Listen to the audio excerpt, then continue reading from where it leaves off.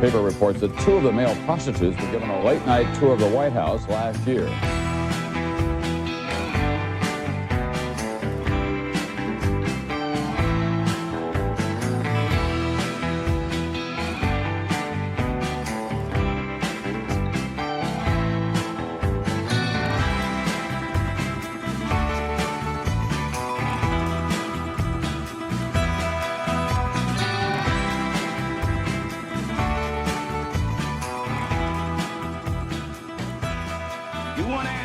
I think I'm entitled. You want answers. I want the truth. You can't handle the truth. It's interesting. So ultimately, the LAPD, there's an officer named Pena. Yes, Manny Pena. Manny Pena, and then Hank Hernandez. And both of them, actually, Manny Pena, I believe, had retired from the LA Police Department. And yeah, the year before.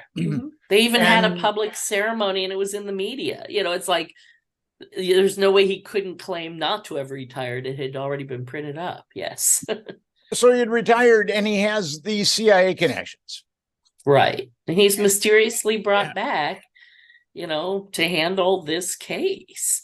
And Hank Hernandez is like that too. He has all these CIA. He also has a number of CIA connections. Yeah, he'd been interviewing. He'd been doing a training program in Venezuela for the police there that was being funded by the CIA. He and Pena, you know, were like that and had done other things together. He had interrogated foreign leaders, and you know, everything about Hank's record screamed CIA. So when the investigation was parceled up, they created this thing called Special Unit Senator, which was designed to investigate. Everyone on that group had some intelligence background, usually military intelligence. But Hank and Manny had the strongest ties to the CIA, and they were the ones being put in charge of the conspiracy part of the investigation. And it was clear from the start they were not trying to find facts. They were trying to shoot down any evidence of conspiracy. And nowhere is that more evident than in the Hank Hernandez's lie detector session with Sandy Serrano, who saw the girl running out saying, "We shot him." And so Sandy's a very smart young woman. She's like 20 years old, very self-possessed, Chicana, I think, as they called them in that time period.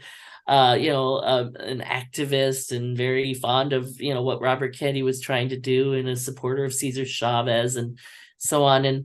And so the police really honed in on her because she was a credible witness. And Hank Hernandez convinced her. She didn't want to talk to the police without a lawyer, but Hank Hernandez invited her and her aunt out to dinner and said, you know, let's just have an informal talk. And Sandy agreed because her aunt was with her for protection, basically. And so he took her out. You know, she was underage. She bought her wine. You know, she's 20. And he's already committed a crime by giving, you know, alcohol to a minor. And he did that on purpose because he wanted to, you know, loosen her up for the session that was about to follow, that Sandy Serrano didn't know was going to happen. After dinner, it's like 10 p.m., he says, "I really want to put you on the lie detector." And her aunt agrees. And now Sandy is without protection. They go to the police station, and the aunt is asked to step outside. And Sandy's like, "No, I want her in the room with me." And the cop, who's been so nice and wined and dined them and bought them big steaks, you know, the aunt's trusting the police guy. And so she lets Sandy go in there all alone with Hank Hernandez. And Hank does what I would call an interrogation session with her. It's like he's running a script. And he starts out, "I know you're a good person. I know you really love the Kennedys. But if you love the Kennedys, you wouldn't be bringing this conspiracy angle in. And, you know, you probably thought..." just thought you heard the girl said, "We shot him," and she probably just said, "They shot him." And Sandy's like, "No, I know what I heard." And she really sticks to his guns. And then he gets stronger and more virulent, and he really starts, "If you love the Kennedys, you know, you're not gonna say these things." And I wouldn't, you know, and these other women who've said things like that have all retracted and admitted they were lying, and you need to do the same. And it gets really accusatory. And again, this is supposed to be a fact-finding session, and it's clear he's just trying to get her to back down on her story. And they go through this whole script like 3 times in a row. By the third time now, it's like 11:30 p.m. at night. She's really tired. She wants to go home, and she's realizing he's never going to let me out of this room until I retract my story. So she eventually backs down. She makes a slip at one point, says the girl in the white dress, and he goes, "Oh, so it wasn't a polka dot dress after all." And, she realizes this is just going to get worse. So she finally is like, "Hey, whatever, whatever you say is what I said." He's like, "No, you have to say it in your words." I mean, it's so cruel. It's really a form of torture. And this is, again, a CIA trained interrogator who's been in Latin America. He's using those same techniques on this young American activist. It's so unfair.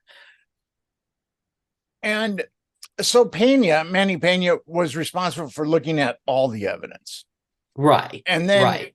And then any witnesses that reeked of conspiracy were then funneled to Hank Hernandez. Exactly. And he puts him on his lie detector, and he runs a similar session as he did with Sandy. Most of them are not as strong as Sandy. Most of them cave right away. "Oh, if you say I couldn't have seen that, then I must not have seen that." Only few held out. And one of the ones who held out was the so-called drunk range master who had seen Sirhan with this other woman saying, "Get away, they'll recognize us." And he never changes his story. So Hank just lies and said he did change his story. It's like, and when he interviews Michael Wayne, it's the exact opposite. Instead of berating him or treating him like an actual suspect, he's like, "Oh, let me stop there. You said you were arrested as a juvenile, but since you didn't spend the night in jail, it's okay to say you weren't arrested." And, and then there are other things that he says, like he asks him questions that change. By the way, there was a list of draft questions to be asked, and then there's what he actually asked. And one of the questions is like, were you really running for a phone to tell people what had happened to Kennedy? And it was changed to, were you looking for a phone booth, which Michael Wayne wasn't. So anyway, and they even changed one of Michael Wayne's yes answers to a no answers when they said, "Were you running for a phone?"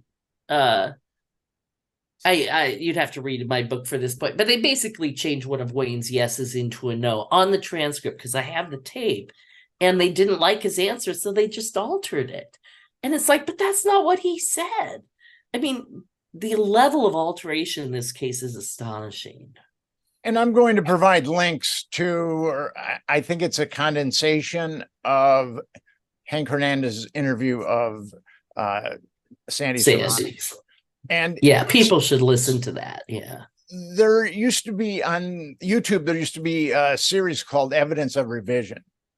Yes. And Evidence of Revision got into this, and like a lot of good things that used to be on YouTube, it's no longer on YouTube, unfortunately, because I was looking for clips to that to accompany this interview. But all that amazing footage from Evidence of Revision has been has probably been hit into a black hole.